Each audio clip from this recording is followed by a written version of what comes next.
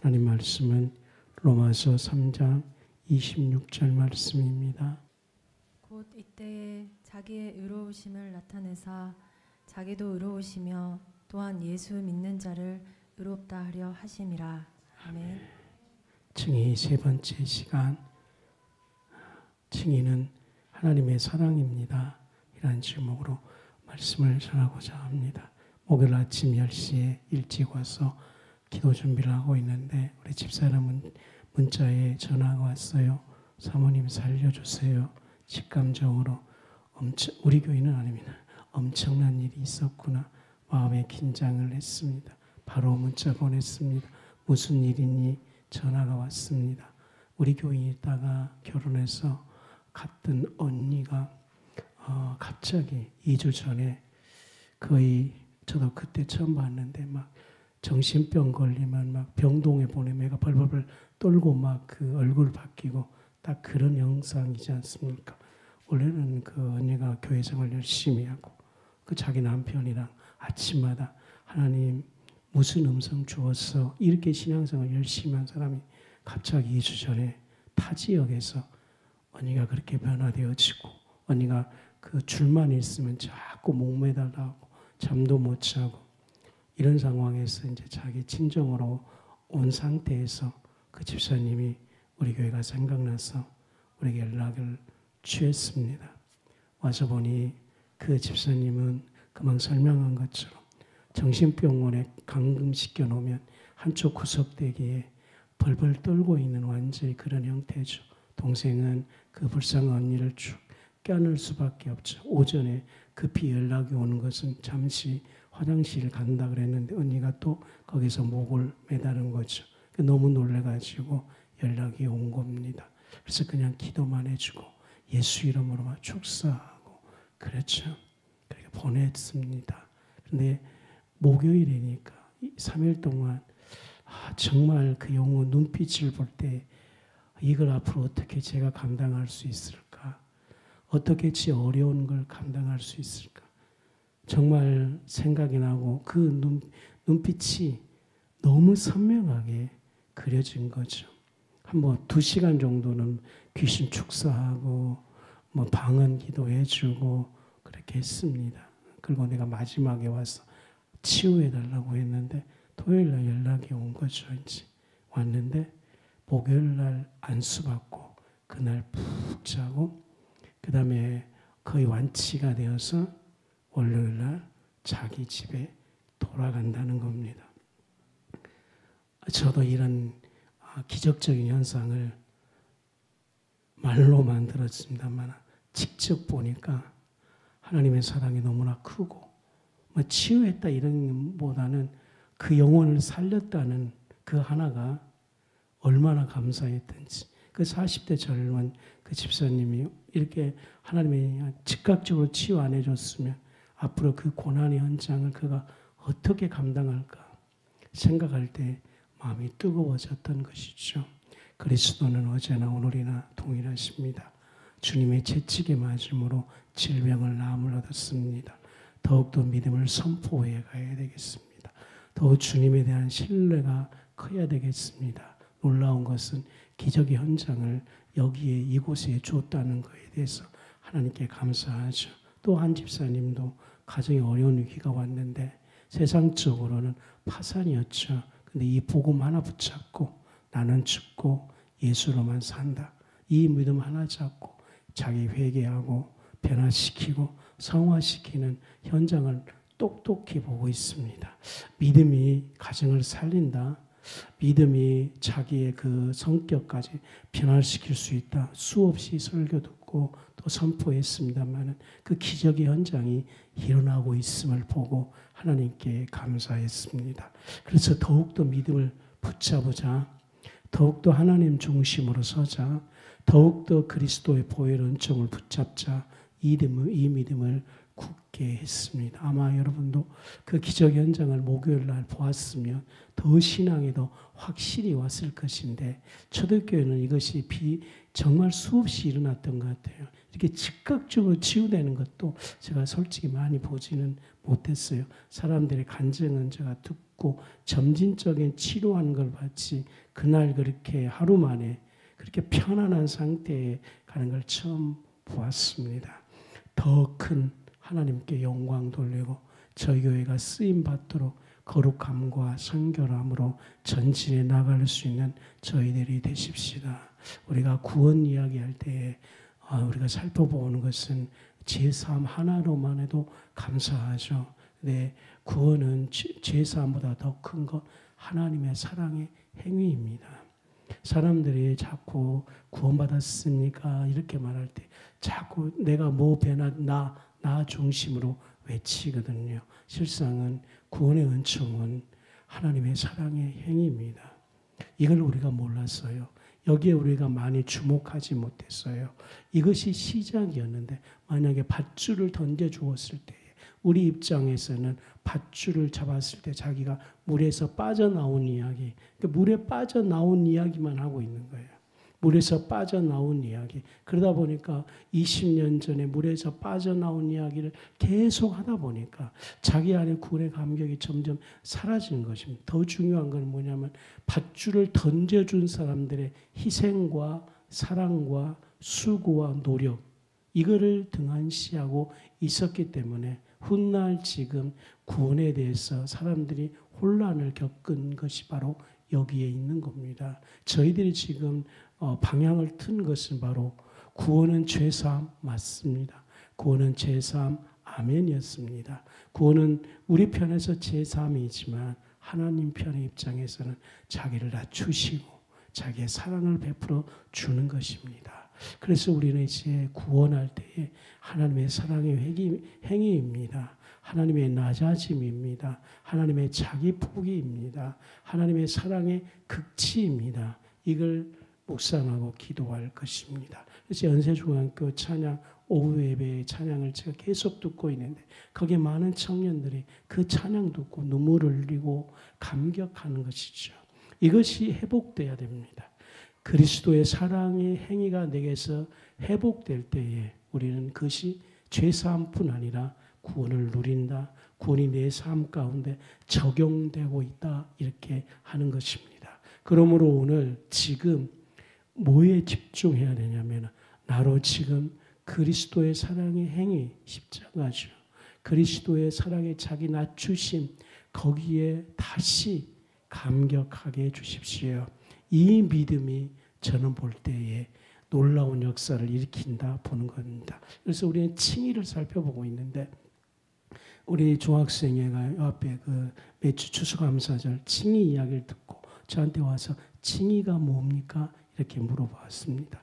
그 학생뿐 아니라 신학생도 칭의 정의 못 내리고 또 목사님들이 칭의해봐도 정의를 내리지 못합니다. 칭의는 훗날 신학자들이 만들어 놓은 단어입니다. 왜 신학자들이 만들어 놓냐면 구속을 죄사함 하나로만 이렇게 보고 성경을 쭉 보니까 구원에 대한 폭이 너무나 넓은 겁니다. 너무나.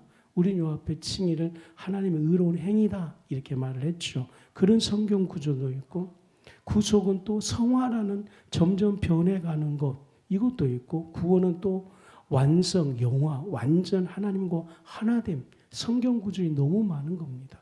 그러다 보니까 이 성경을 다 모아보니까 이걸 뭐라고 정의하지? 이렇게 신학자들이 논의하다가 이 말을 칭이라는 한문입니다. 칭이라는 말을 쓴 것이죠. 그러니까 우리가 그러면은 구원 죄사함 이렇게 확실히 정의를 해야 되기 때문에 이거는 건들지 않는 겁니다. 당연히 구원 죄사함이죠. 근데 구원은 죄사함 하나만 있는 것이 아니라 너무나 폭이다 많으니까 이 구원에 대한 성경의 모든 내용들을 100가지도 넘거든요. 구원의 구속의 역사들을. 그러다 보니까 이 넓은 모든 것을 칭의 이렇게 넓은 의미에서 쓰기 시작하는 겁니다. 이 칭의는 그래서 어디에 오느냐 해서 이신칭의 이렇게 딱 붙이는 거죠. 신학자들이. 이 칭의는 어떻게? 믿음으로 우리에게 칭의가 온다. 이렇게 말하는 겁니다. 그러니까 구원을 여러 가지. 처음에는 구원이 빨간색인 줄 알았는데 거기서 들어가 보니까 파란색도 있고 근데 파란색하고 또 검정색이 있는데 근데 이것이 또 섞어 놓으니까 또 다른 색이 되고 또 다른 색이 되고 무한대로 가고 있다는 거죠. 그래서 이것을 칭이다. 이렇게 말할 때에 정말 더 깊이 들어간다. 그래서 구원은 단 일회적이면서 계속 들어간다는 겁니다. 또 하나는요, 믿음으로 구원받는다 이렇게 말할 때 이 신칭, 이 믿음은 하나님의 탁월성인 겁니다. 지금 제가 보기에 왜 믿음과 행위를 착각하고 있느냐, 왜 흔들리고 있느냐. 20년 전에는 이거에 흔들리지 않았어요. 행위를 가지고. 그냥 20년 전에는 그냥 아멘하고 십자가만 아멘했는데 훗날 한국 교회가 구원을 외치는 교회들이 부조리가 너무 많은 거예요. 구원을 외치는 목사님들의 진짜로 되지도 않는 것이 너무 많은 거예요. 그리고 교회 성장한, 구원으로 성장한 교회들이 하나님 앞에 떳떳하는 것이 아니고 사람들 앞에도 욕극질하는 거예요. 이것을 이제 목회자들이, 신학자들이 고민하기 여기서부터 시작돼요. 고민을 시작하는. 도대체 저렇게 구원을 외치는 교회가 왜 저 모양이야? 라고 그들이 나중에 결론을 내렸더만, 그들의 행위가 똑바르지 않다. 이렇게 순수한 마음으로 결론을 내렸는데 이것이 조금 더 커짐으로 이제 행위냐 구원이냐 이렇게 헷갈리면서 지금은 믿음 자체도 흔들린 상황이 되는 거예요. 20년, 30년 전까지는 믿음이라고 설명할 때 흔들린 사람이 없습니다. 아무도. 확고했기 때문에. 그래서 그 다음부터는 이제 우리가 믿음으로 구원받았으니까 이제 우리가 좀 열심히 행위로 합시다. 이거 먹게 들어갔는데 지금은 뭐가 흔들려 버리냐면은 그리스도의 주권적 은혜로 구속해준, 칭의해준 이것이 흔들리기 시작하는 겁니다. 이 시대가 마지막이 되다 보니까 우리가 이제 많이 감사하지 못하고 우리가 거룩해지지 못했기 때문이라 생각을 하고 있는 겁니다. 그래서 말입니다. 제가 지금 주 예수님을 입술로 믿습니다. 이걸 말하는 겁니다. 나 예수님 믿습니다. 여기가 지금 회파되어 있고 이거이 좀 조롱거리가 되어가고 있어요. 왜냐하면 구원받는 교인들이 똑바로 살지 못했기 때문에 만약에 저희들이 예수님으로 믿습니다. 이렇게 해놓고 똑바로 살았으면 이 고백들이 사람들에게 인정을 받을 거예요. 근데 이거 인정받지 못하고 있는 거예요. 그것을 우리가 잘못했기 때문이죠. 그런데 입술로 예수님을 고백하는 것이 쉬운 것이 아닙니다. 그냥 예수님 믿습니다. 그게 아니고 초대교회는 어떤 거냐면은 그래서 예수님을 바로 영접한 다음에는 초대교회는 바로 세례를 주었어요. 세례를 준다는 것은 그 공동체 안에서 나 예수님 믿습니다 고백하는 겁니다. 예수님을 믿고 고백한다는 것은 그 공동체 안에서 유대교에 있을 때 예수 믿는다는 것은 목숨을 내어놓은 거예요. 그러면 예수님으로 고백합니다. 이것이 지금 이 시대에 고백하고는 본질상 틀린 겁니다. 주 예수를 믿으라 이건 지금 이 시대에 그냥 본질상 틀리는 거예요. 그 시대는 자기 안에 확실히 주님이 주인 되어주고 자기가 오랜 세월 동안에 예수님이 하나님의 아들이다. 이거에 대한 목숨 걸만한 믿음이 온 사람들이 주님을 영접하고 고백을 하는 것입니다. 그러므로 예수님을 믿습니다. 이거를 이 시대의 사고로 생각하지 말고 2000년 전의 신앙 고백으로 고백했음을 알고 지금 우리가 나 예수님 믿습니다고 말할 때에 그 엄중함, 그 장엄함, 그 대중들 앞에서 나 예수 믿어요 그러면 다 그 마을에서 쫓겨나는 상황에 고백하는 그 고백이 저희들 안에 이루어졌을 때에 훈련시킬 때 예수 믿습니다 이렇게 하는 건 괜찮아요. 그렇지만 자기가 하나님 앞에 서서 나 예수 믿습니다고 이렇게 말할 때에 비장한 각오로 해야 되는 겁니다. 사람이요 입술로 고백한 거 언어로 고백하지 않습니까? 우리는 지금 이 시대에 그냥 언어 고백이 너무 우스워요. 그렇지만 사람이 말입니다. 다른 사람한테 가서 당신 예수 믿습니까? 이렇게 말할 때 쉽게 아무도 답하지 않아요. 이거 굉장하게 영적인 문제인 거예요. 우리는요 자기 안에 납득되어지고 이것이 신앙화되어지고 무엇보다 예수님이 주인 되어지고 하나님이 그리스도가 하나님의 아들이심이 믿음이 올 때에 비로소 입을 열어서 주님을 주라 고백하는 겁니다. 지금 제가 설명하고 있는 것이 예수님을 주라 고백하는 것이 얼마나 엄중하고 비장하고 이것이 얼마나 수준 높은가를 알아야 됩니다. 강도가 나 예수 믿습니다. 이렇게 말할 때 지금 시각으로 말하지 말아야 돼요. 이것이 얼마나 수준 높고 자기 전 존재를 걸 만한 수준임을 꼭 알아야 됩니다. 왜냐하면 사람은 죽기 전에 그 두려움을 이기고 진짜로 신앙 고백한다는 것은 세례보다 더 자기를 죽이는 겁니다. 그러므로 믿음으로 주님을 고백하는 것을 쉽게 생각하지 마시길 바랍니다. 성령을 통해 비장하게, 늘 비장하게, 비장한 상태에서 비장하게 정말 재산을 거의 반을 쪼개는 상황으로 예수님 믿습니다. 이렇게 고백하고 직장에서 신앙 때문에 어려움을 당할 때 나 예수 믿습니다. 이만큼 막중함인 걸 알고 고백할 수 있는 저희들이 되시기를 바랍니다. 층이 정이 내렸습니다. 예수님을 입으로 시인한 것 얼마나 수준 높다는 걸 알게 되었습니다. 그러므로 지금 믿음의 탁월성, 믿음 자체를 주기 위해, 믿음을 주기 위해 내가 믿습니다 하기 전에 누가 수고를 하셨다고요? 하나님이 수고를 하는 겁니다. 이거 핵심인 거예요. 내가 내 안에 믿음 되도록 뭐가 있었습니까? 하나님의 사랑의 수고가 있었다는 겁니다. 그래서 내가 입술로 신한 이 믿음이 되게 했다는 겁니다. 이 지금 설교가 주님의 믿음 되도록 하기 위해 오늘 모든 지금 내용이 이걸 지금 놓치고 있는 거예요. 믿음이 되기 위해. 그러면요, 하나님의 사랑의 행위를 뭘로 비교할까요? 그래서 여러분들, 우리가 큰 한국교회 실수가 이 믿음을 정의하려다 보니까 착하게 살아도 안 돼요. 이러니까 헷갈리기 시작한 거예요. 사람의 가장 큰 건 윤리, 선입니다. 사람이 사람 되는 것은 열심히 살고 착하게 살고 정말 그런 거예요. 근데 그것이 믿음으로 딱 들어오면 이건 아니야. 그러면 믿음은 선을 파괴하는 겁니까? 하나님이 주신 것은 선과 윤리예요, 인간이. 믿음은 선이 아니고 믿음이다 아니에요. 그것이 우리 목회자들의 실수인 겁니다. 믿음은 하나님의 사랑의 수고로 만들어지는 거예요. 그래서 십자가가 믿음이라는 거예요. 그러니까 믿음을 정의 내릴 때 자꾸 그렇게 하지 말고 믿음의 탁월성이에요. 제가 이제 정의 내는 거는 믿음의 탁월성이에요. 믿음이 탁월한 거예요. 어디도 비교할 수가 없어요. 왜냐하면 이 믿음은 이 지구상에 존재하지 않기 때문에. 왜냐? 하나님의 사랑의 수고로 된 것은 이 세상에 존재하지 않거든요. 믿음밖에 없습니다.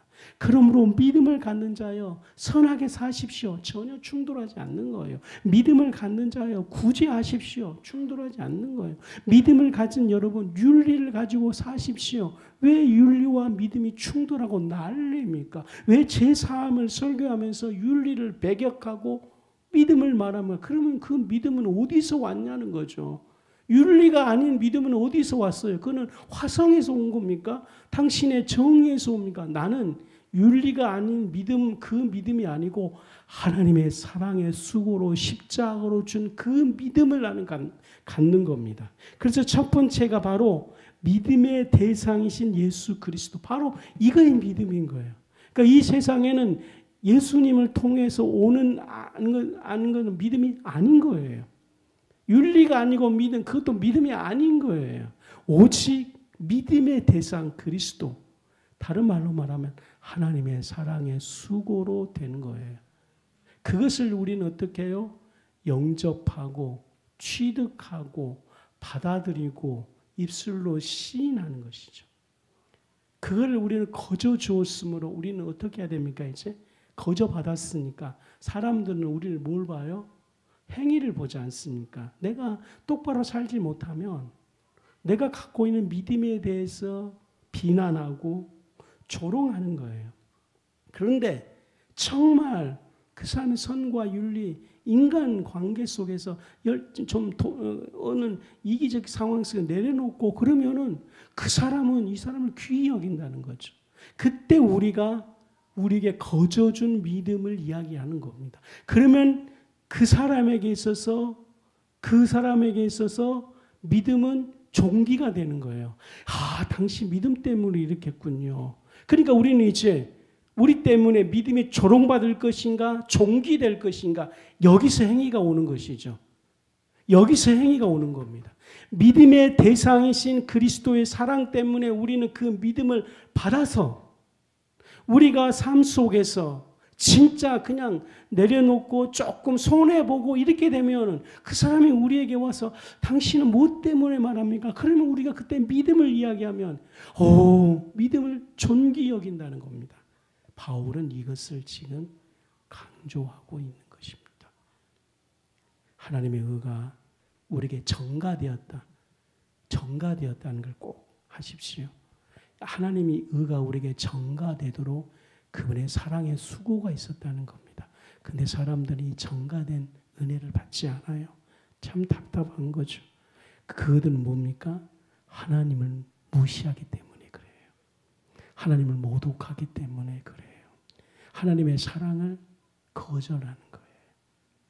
이 그분의 땀과 수고와 희생으로 만들어 놓았던 이것을 거절하는 겁니다. 근데 웬 말입니까? 우리같이 연약한 우리들은 그냥 엎드리고 주인으로 받아들이고 영접했던데 아무런 조건 없이 예수 이름을 불렀던데 그 하나님이 만드는 의가 우리에게 전가되기 시작했다는 겁니다. 이 전가된 통로가 바로 믿음입니다. 믿음은 하나님의 사랑의 수고로 된 거예요. 그냥 우리는 주님을 믿습니다 하면 되는 거예요. 근데 이 믿습니다고 할 입술의 고백을 수준 높은 것을 지금 격상시키고 싶어 하는 거예요. 격상시키고 싶은 거예요. 우리 안에서 내가 예수를 믿습니다는 이것이 격상되도록 우리는 달려가야 되는 겁니다. 가정에서 남편이 정말 아내를 사랑하면 우리가 가졌던 믿음을 아내는 나를 존중할 때에 내가 여보 믿음 때문에 그러면 믿음이 그 집에 격상된다는 겁니다. 이걸 말하는 거예요. 주님의 수고로 믿음을 갖는 여러분들이요. 여러분 삶 가운데 이 믿음이 격상되지 못하는 것이 있으면 그 기도 제목 삼으시고 이거를 금식 기도로 삼으시고 이걸 어떻게든지 변화시키기 위해 총력 다하는 영적 전쟁을 하시기를 바랍니다. 하나님의 의가 전가되었습니다. 하나님의 의가 이거 하나만 가지고 신앙생활 꼭 하시기 바랍니다. 이 통로는 믿음입니다. 믿음이 여러분들이 격상되도록 정의 다 했습니다. 두 번째로는 친히 가운데 성경 이거 신학적으로 정의하는 겁니다. 이걸 정의가 되면 바울서신이 다 열리게 되었습니다. 왜 하나님께서 복음서와 바울서신을 나누어서 성경을 주는지 잘 이해해야 됩니다. 사람 안에서 바울 안에서 하나님의 의가 어떻게 전가되어 바울 안으로 전가되어 바울 안에서 이 믿음이 어떤 삶의 현장에서 역사하는 것에 대해서 정의를 내려놓고 있는 겁니다. 주님의 구속이 거듭남만 일어나는 것이 아니고 우리 삶 가운데서 이 구속의 은총이 어떻게 누려가는지 한 연약한 바울의 인간을 통해 증명되고 사실되어진 것을 바울 서신인 것입니다. 이미 실험실에서 증명되지 않는 것은 우리는 과학에서 인정하지 않지 않습니까? 논리가 아무리 좋아도 증명되지 않은 건 과학이 안 되는 거예요. 바울이란 연약한 한 사람을 통해서 주님의 구속이 그에게 증명돼요. 그래서 바울은 이것을 믿음을 실상이다 이렇게 말하는 거. 실상, 정확하게 실상. 그건 바울이 쓴 표현이에요. 예수님은 실상이라는 말을 쓸 필요가 없어요. 왜냐하면 그분은 스스로 증명되었기 때문에. 그러면은 예수님이 증명됐다는 말을 예수님이 뭐라고 말하면 그것이 로고스입니다. 예수님은 믿음이 증명되었어요. 하나님의 아들이기 때문에. 하나님의 아들만 증명되면 그러면 하나님의 아들만 우리는 우러러보지 우리는 가난하고 찌들려지고 우리는 변화 안 되어지고 그러면은 그것도 감사하지만 더 놀라운 것은 바울 안에 와서 주님의 수고로 이루어지는 그 믿음의 구속이 로고스신 예수님처럼 동일하게 삶에서 희망 주고 변화되어지고 성화되어지고 이것이 삶에서 증명될 때에 바울이 외치기 시작합니다. 믿음의 실상입니다. 믿음의 실상입니다. 여러분 안에 믿음의 실상이 고백되어지기 바랍니다. 초기에 제가 간증했던 두 사람에게 예수 이름으로 그건 하나님의 사랑과 수고로 주었죠. 그런데 그날 역사가 일어나는 거죠. 믿음의 실상을 우리가 현장에서 보았다는 겁니다.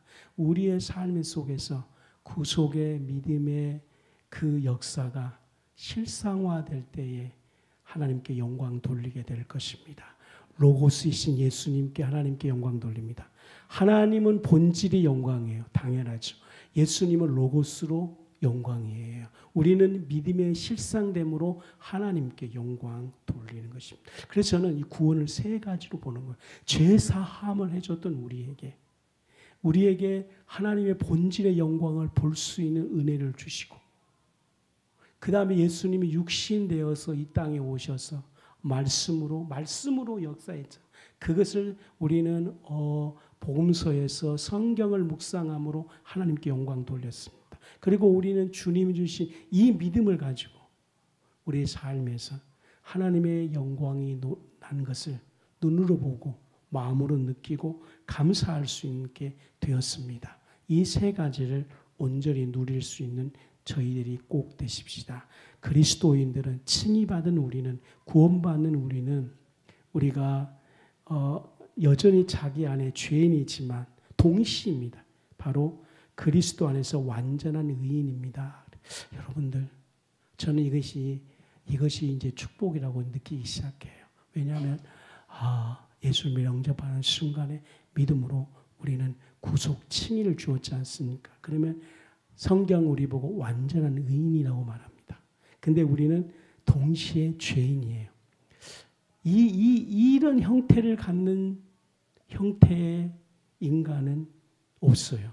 왜냐하면 자연인, 본능으로 살아가는 사람, 육신의 본능으로만 살아가는 사람, 그렇죠. 그냥 먹고 싶은 거 먹고 싶고 육신의 본능이죠. 근데 도덕이 딱 들어오면 벌써 먹고 싶어도 저걸 먹으면 안 돼라고 자각이 오는 것이 도덕이에요. 그러니까 하나님께서 어떻게 인간에게 이 도덕을 만들어 놓았는지, 우리는 동일하게 동물과 짐승과 똑같은 인간인데 배고플 때 확 뺏어버려야 되는데 도덕이, 윤리가, 선이 딱 들어와서 저거는 안 되는 거야. 이 안에서 자각을 시키는 거죠. 근데 더 놀라운 것은요. 그래서 윤리와 도덕이 있는 사회는 참 놀라운 거예요. 자본주의가 원래 만들었던 사람도 그 사람은 관찰자라고 말하는데, 자본주의는 뭐냐면 이렇게 정의를 하더라고요. 자기가 막 열심히 해서 마음껏 늘려간다는 겁니다. 그런데 갑자기 관찰자가 나와서 자기에게 도덕을 딱 심어 놓은 순간에 어떤 마음이 드냐면, 내가 이렇게 많이 벌면 나 혼자만 창고에 썩인 것은 양심불량이야. 가난한 자에게 둬야지. 그 관찰자가 있다는 거예요. 그 사람은 관찰자가 하나님이라고 말하지 않지만 저는 그 강의를 들으면서 저건 하나님이야 하면서 묵상하면서 하나님께 영광을 돌렸거든요. 그거 맞는 거예요. 근데 오늘 이 구원을 해줬을 때 주님 우리를 완전한 의인 상태에 만들어 놓은 반면에 죄인이라고 그래서 구원받는 사람이 성령 충만하지만 방황하고 그렇게 만들어 놓았음을 인정해야 됩니다. 10시간 기도할 때는 교회에서 불러불러 했는데 집에 들어가서 애가 수학을 25점 맞으면 자괴감이 확 들어오고, 이게 정상이에요. 왜냐하면 완전한 의이면서 죄인을 만들어. 왜 이렇게 하셨을까? 하나님이 실수일까? 아니에요. 저는 이제 그걸 느껴져요. 저도 청년 이런 걸 겪으면서 구원받았을 때 완전히 거듭난 것처럼 막 세상에 욕심도 없어 이런 상태로 만들어 놓았으면 얼마나 좋았을까. 근데 우리가 아시다시피 완전히 거듭났고 성령까지 받고 방언까지 하고 금식까지 하지만 문 열고 나가면 우리의 모습이 그대로 나오잖아요. 바로 여기입니다. 뭐냐면 완전한 의인이 믿음으로 되었다면, 우리 안에서 죄인 된 상태에서 끊임없이 자기 삶 속에 그리스도의 주 되심 인정해 가면서 주님과 하나 되어서 하나 둘씩 점령해 가는, 자기의 거짓된 자아를 이거는 진짜 땀 흘려야 되거든요.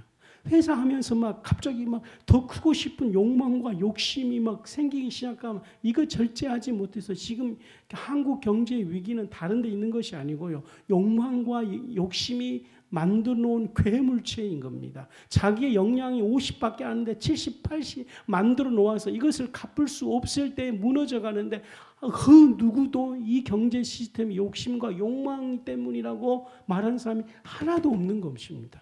정말 자기가 거기에서 욕심과 욕망을 이겨야 되거든요. 근데 세상은 이길 수가 없기 때문에 주님을 주인으로 인정되어서 그래서 날마다 기도하고 하루하루를 하나님 바라보고 이거는 하나님 안 바라보면 바로 생기거든요. 제가 그랬지 않습니까? 목사님 은퇴 직전에 자기가 20년 30년 목회하는 것 그냥 자기 아들 세우려고 하기 때문에 교회가 파탄이 나거든요. 저는 이제 안에서 그 모든 사람들에게 이런 욕심과 욕망이 있다는 겁니다. 그때 자신이 이거를 꺾기 위해서는 얼마나 하나님을 바라봐야 되는지 얼마나 하나님을 바라봐야 되는지 젊을 때는 모이는데 노인 때는 그 세습하고 싶어하는 그 욕구가 정말 강하답니다. 첫사랑 짝사랑보다 5배 강하답니다. 자기의 어떤 그 종속 보존의 법칙 결혼해서 아기 낳는 것보다 더 강하다는 거예요. 그러면 뭐냐? 더 강하게 하나님을 바라봐야 됩니다.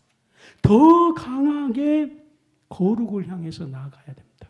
그래서 오늘 완전한 의인이면서 죄인, 만약에 그 사람이 그 강한 욕구가 왔을 때에 하나님을 바라보면서 점령에 갔을 때에 그것에서 자기는 또 하나님을 경험하기 시작하게 되어지고 자기는 거기서 하나님을 알아간다는 것. 그래서는 이 연약함이 하나님을 알아갈 수 있는 주신 은혜다 이렇게 보는 겁니다. 그 연약함을 거룩함을 알아가는 과정이다 이렇게 말을 하는 겁니다. 정말 그가 수없이 이런 문제 때문에 나이 70살 돼서 천국 갈 사람 앞에 더 큰 욕망이 있다는 걸 어떻게 이제 알았을까요? 이 청소년 결혼 전에 뭐 그 욕망이 아니라 이 욕망은 10배다 그런데요. 그것을 무너뜨리기 위한 끊임없는 기도가 필요한 것입니다. 우리는 완전한 의인입니다. 그러나 죄인들이 나타났을 때에 유전적인 영향도 있을 수도 있고 가계 저주도 있을 수 있어요. 생길 때마다 죽기 살기로 기도하는 우리가 되십시다. 불태진의 기도를 드리십시다. 이거는 정말 매일매일 그래서 기도 지금 한국교회가 기도가 약화되었기 때문에 더 기도해야 될 시대가 되는 거죠. 왜냐? 더 욕망의 시대가 더 커가고 있기 때문에 부르짖는 자가 꼭 돼야 될 줄 믿습니다. 세 번째로는 바로 칭의 안에 성화가 있는 거죠. 그러니까 구원 안에 성화가 있었다는 거예요. 그러니까 칭의를 왜 썼냐면 구원의 죄사함 이걸로 끝나버렸는데 성경에 보니까 구원받으면 시작된다는 걸 알게 되었어요. 뭐가 시작되느냐? 성화가 시작된다는 걸 알기 시작하는 겁니다. 이것을 그럼 뭐라고 정의하지? 칭의로 정의를 했던 거예요. 그러니까 구원은 하나님을 알아가는 새로운 시작이에요.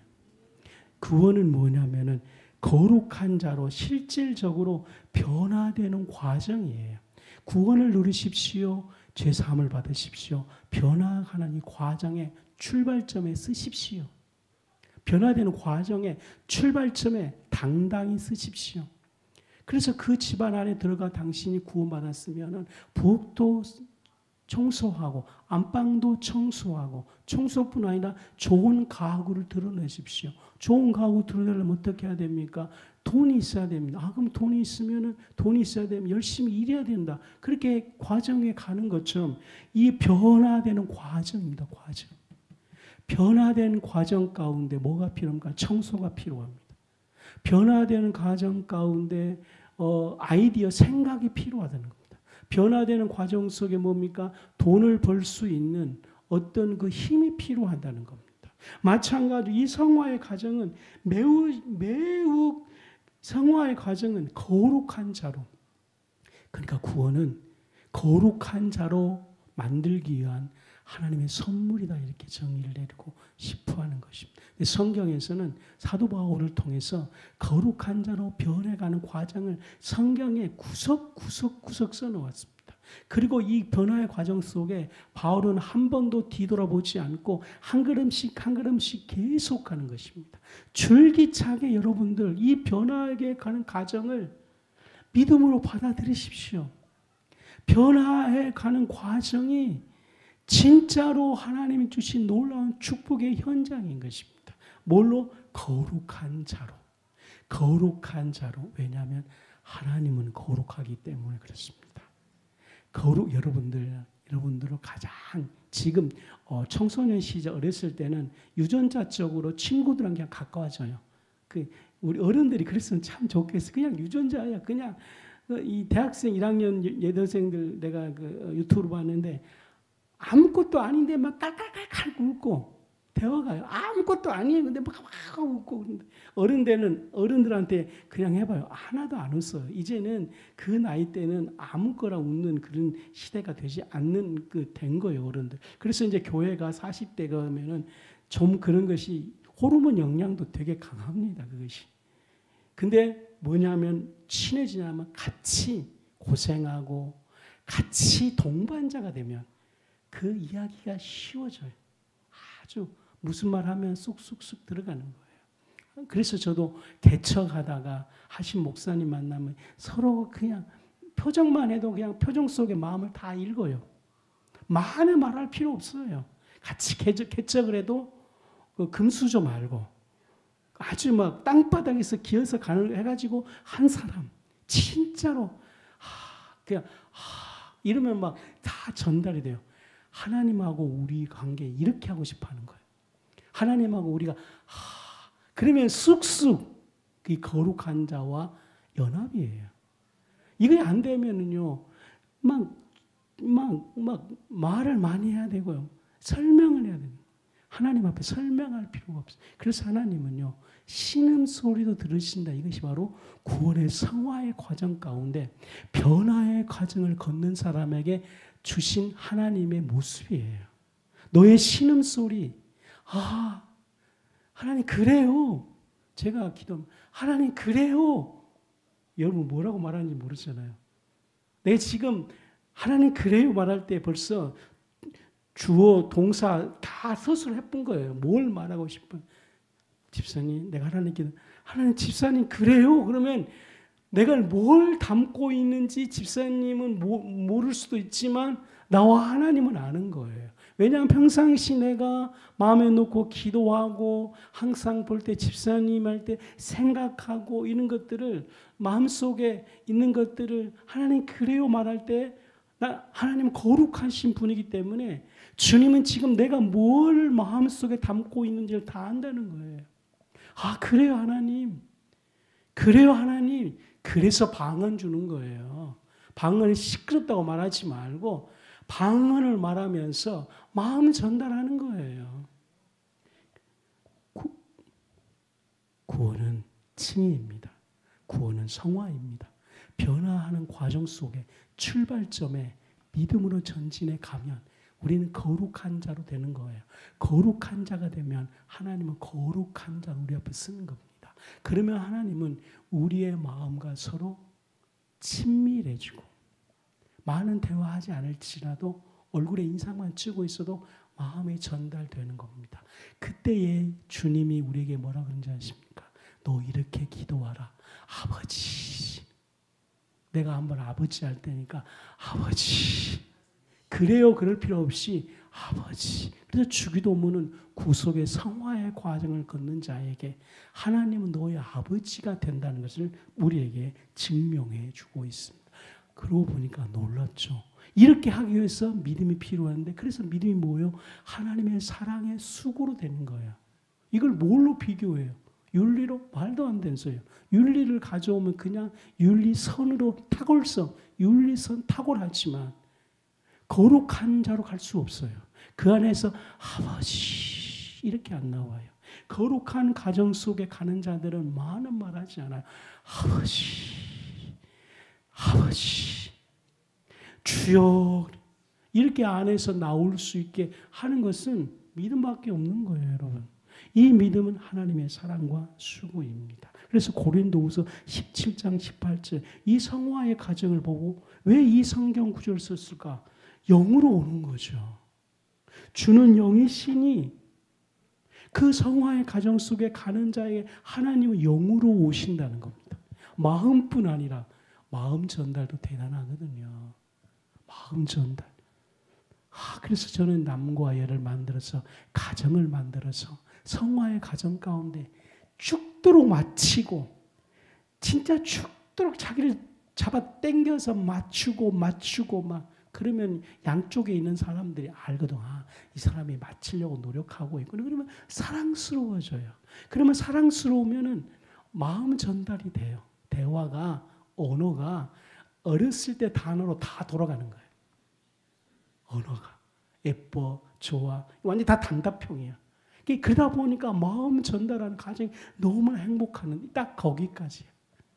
근데 하나님은 마음 전달을 뛰어넘어 영의 전달. 영의 전달. 하나님 우리에게 육신으로 전달되었어요. 그래서 성령을 육신 전달을 성령의 감화라 그런 거예요. 아멘이죠. 그 다음에 마음으로 전달했어요. 이것이 친밀함이라는 거예요. 영의 전달. 그게 주님의 보호자 아버지예요. 그래서 그때 되면은요, 이 수건을 거울 보는 것 같이 이렇게 되는 거예요. 이제 수건을 다 얼굴에서 벗고요. 그 아버지가 볼 때 진짜 영광을 마음에서 감사를 누린 것도 놀랍지만 그 영광 놀랍습니다. 그 영광을 보며 그러니까 바울이 그 영광을 보면서 자기 육을 뛰어넘는 그 영광을 본다니까 육을 뛰어넘는다는 거죠. 육은 철저히 이익이거든요. 육은 뭐예요? 이익이요. 이익되는 것에 목숨 거는 거예요. 그 인간이에요. 육. 공부 열심히 하는 것, 좋은 대학 가서 승진하고 씻고 장잘 끈 거, 그래서 막 3시간, 4시간 하는 거예요. 다 육이에요. 육이 나쁜 거 아닙니다. 그래서 자기가 손해보는 거는 뛰어넘지 못하는 거예요. 손해보는 거 안 합니다. 누가 잘하냐? 이익되는 곳에 잘한 게 자본주의 아닙니까? 사업 아닙니까? 손해보는 곳에만 가는 겁니까? 손해보면 회사 안 되는 거예요. 근데 영광 안으로 들어가면 주님과 함께 손해본 일을 하기 시작하는 거예요. 그 손해로 끝나는 것이 아니고 그 손해본 그 믿음 속에 주의 영광이 임해서 영광에서 영광으로 이르게 하는 그 사역으로 간다는 거죠. 십자가는 육을 뛰어넘는 영광의 영의 사역입니다. 이해하셨습니까? 그럼 사도 바울이 걸어갔던 것은 처음에는 육으로 의지로 했죠. 잘한 겁니다. 바로 주님의 영으로 오신 그분과 연합하자 육을 뛰어넘는 영의 역사로 이루어지기 시작하는 빌보 가면서 찬양하고 로마로 가서 순교하고 자기 자비랑 선교하고 이렇게 교회 세우고 이런 기적의 역사들이 있게 되는 것입니다. 우리 교인들에게 이런 축복들이 있기를 바랍니다. 이것이 예수 믿는 거예요. 이것이 예수님을 주인으로 고백하는 거예요. 이것이 구원이에요. 이것이 구원을 누리는 거예요. 이 구원을 누리는 성도님 되시기 바랍니다. 바울의 외침 두렵고 떨림으로 구원을 이루라. 이제 알았죠. 이거 가지고 또 행위와 믿음은 전쟁부터 뿌리니까 가슴이 터지는 거예요. 바울의 외침이에요. 여러분 거듭난 주님께서 우리 안에 이 영으로 하나 되어 육을 뛰어넘는 이 높은 수준까지 주다는 것을 출발선에 있으니까 뛰어가십시오. 그래서 구원을 받았는데 끝났는데 과거형인데 죄사함 과거형이잖아. 근데 주님은 구원을 현재형으로 만들어 놓아버렸어요. 구원을 이루어 미래형까지. 바울이 깜짝 놀라는 거예요. 죄사함은 과거예요, 현재예요. 과거예요. 근데 구원을 현재형도 만들고 미래형도 만들었다는 거죠. 놀라운 고백입니다. 자, 지금부터 3분 안에 다 끝냅니다. 네 번째로는 성화는 예수님이 내주하셔서 하시는 성령의 역사예요. 이제 본격적으로 육의 역사가 아니라 마음의 역사가 아니라 하나님의 영의 역사라는 거죠. 성령의 역사는 놀랍습니다. 이 성령의 역사는 우리를 뭐냐면 그리스도의 형상, 꼭 그리스도의 형상, 그리스도의 형상. 형상은 뭐예요? 하나님은 영인데 형상은 뭐? 그 영이 형상이 있다는 거죠. 예수님은 보이지 않는 하나님의 실체입니다. 감사는 본질이에요. 근데 감사가 형상이 된다는 거죠. 사랑은 본질이에요. 근데 사랑이 현상이 된다는 거예요. 현재. 그러면 십자가의 사랑은 예수님이 하셨잖아요. 그거는 뭐예요? 하나님의 사랑이 뭡니까? 형상이 된 거예요. 십자가에서. 그래서 우리는 십자가에서 하나님의 형상을 보는 거예요. 그러니까 놀라운 거예요. 우리 안에서 거듭날 때 감사를 주었던 이 감사들이 우리가 언어로 고백하면 언어의 형상이 되는 거예요. 그래서 감사가 언어로만 고백하도 놀라운 것이거든. 근데 이것이 삶 속에서 형상화되기 시작할 때, 그래서 우리는 어떤 집사님이 가정이 어려웠는데 믿음을 선택하겠어요. 이렇게 하니까 믿음이 형상화되어서 어떻게 삶을 살냐면 내가 저 남편을 위해서 기도하리라.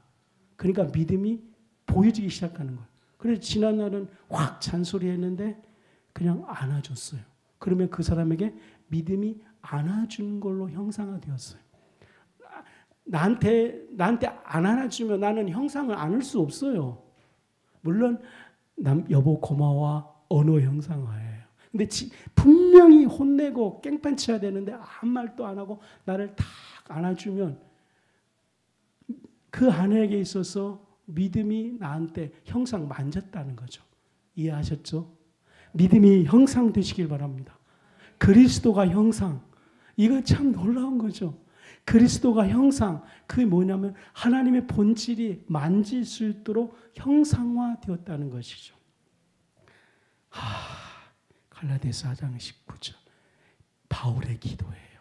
형상화 이루기까지 해산한 수고를 해야 돼요. 해산한 수고. 거저 없습니다.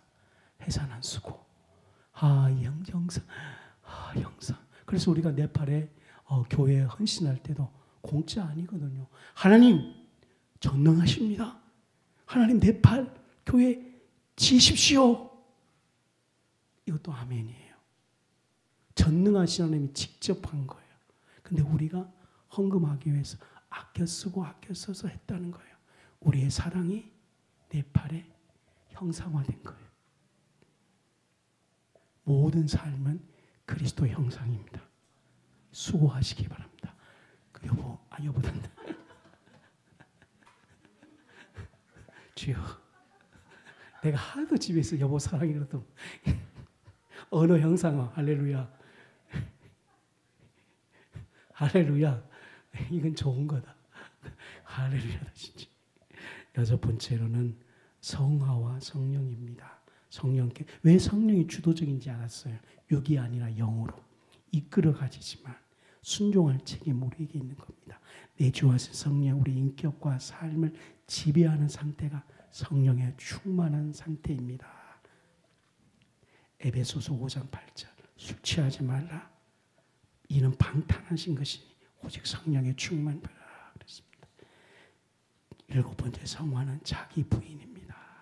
이거는 하나님 우리를 초대하는 거예요. 자기를 부인하고 자기 십자가를 쥐고 영이 돼야 되는 거죠. 자기를 부인하는 건 육을 뛰어넘는 거죠. 그러니까 마음과 마음으로 연결한 친밀감을 뛰어넘는 하나님의 영광을 보면서 영이 될 때에 자기를 부인하는 것입니다. 영이 될 때에 육신의 소욕을 거부하고 성령의 소욕을 선택하는 과정의 끊임없이 삶이라는 것은 선택 과정인 것입니다. 영이 되도록. 여덟 번째, 죄의 본성. 여러분들 거듭났음에도 불구하고 죄의 본성이 우리 안에 그대로 있다는 것이죠. 이건 이제 나쁜 것이 아니다. 왜냐하면 죄의 본능을 이겨가는 것만큼 거룩으로 가기 또 우리는 죄와 싸우는 것만큼 거룩으로 가기 때문에 거룩으로 간 것만큼 거룩하신 하나님과 마음이 이어질 수 있다는 것이죠. 그래서 아까 설명했지 하나님 아시죠? 그 상태를 만들기 위해서 죄의 본성, 이 본성은 언제 사라지냐면 죽을 때까지 사라지지 않는답니다. 성령 충만해도. 그래서 계속해서 성령 충만이 반복적으로 될 수 있도록, 한 번 성령이 아니고 반복이 되도록. 빌보스 2장 12절 시작. 아니 우리 이쁜 집사님이 해주세요. 그러므로 나의 사랑하는 자들아, 너희가 나 있을 때뿐 아니라 더욱 지금 나 없을 때에도 항상 복종하여 두렵고 떨림으로 너희 구원을 이루라. 이제 이해돼서 해석할 수 있어요. 복종하고 두렵고 떨림으로 구원을 이루. 왜냐하면 죄의 본성이 있기 때문에, 죄 사함을 받는 상태, 죄의 본성이 있기 때문에 이 본성이 여러분 안에 잠기도록 성령 충만하십시오. 그러기 위해서는 우리는 복종하고 두렵고, 복종하고 두렵고, 복종하고 두렵고, 복종하고 두렵고, 복종하고 두렵고, 세 가지죠. 복종, 두렵고, 떨림. 복종, 자기를 부인하고 두렵고 신하 하나님을 경외하고 떨림, 영의 상태가 될 때에 너는 구원을 이룬다는 것입니다. 칭의를 계속 살펴보는데 앞으로 더 살펴볼 것입니다. 거룩한 자에게 가도록 오늘 죄와 싸우시기 바랍니다. 그때 여러분 마음이 믿음이 오면 아버지, 자기 언약함 때문에 아버지를 찾게 되거든요. 그 아버지를 찾을 때가 영이 열리는 거예요. 그때에 내가 포기해야 되지. 그때 딱 자기 포기는 영이 열렸을 때, 그 영이 언제 열리냐? 아버지와 인격적으로 딱 닿을 때예요. 이상한데 열리는 것 절대로 아닙니다. 그때에 내가 믿음으로 살리. 내가 포기해야지. 이것이 이제 신앙 결단이에요. 결단. 이 주님을 만나시기 바랍니다. 기도합시다.